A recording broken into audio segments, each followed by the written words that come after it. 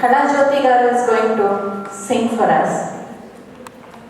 I have done doctorate in English literature, but throughout the English literature, I haven't seen this beauty, what we see in Annamacharya, Tyagaraja and our poets.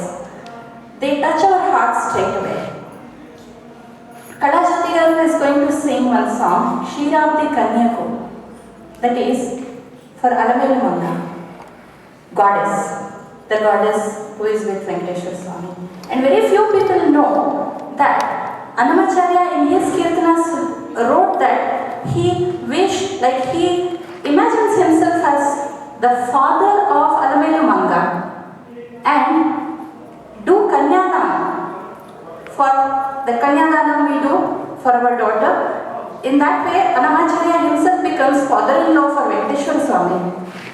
So that's something wonderful, which is in this league only, this song is there, Ksheerabdi Kanyaku, in which Neerajana means Arati for Alamelu Manga.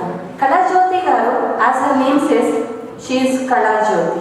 She learned Carnatic classical music when she was a child. And she performed in temples and she always sang bhajans, kirtans and all that. But after her marriage, she joined her husband and sacrificed her career as a lawyer and her music career also.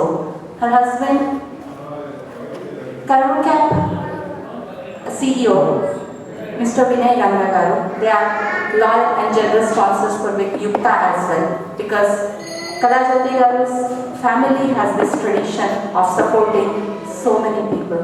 And one more secret is that after this song, I will do Kalajyoti. Our chief guest has arrived. After this song, I will introduce him and bring him on stage. Big round of applause, ladies and gentlemen, for Kamasiti Srinivasulu Garu.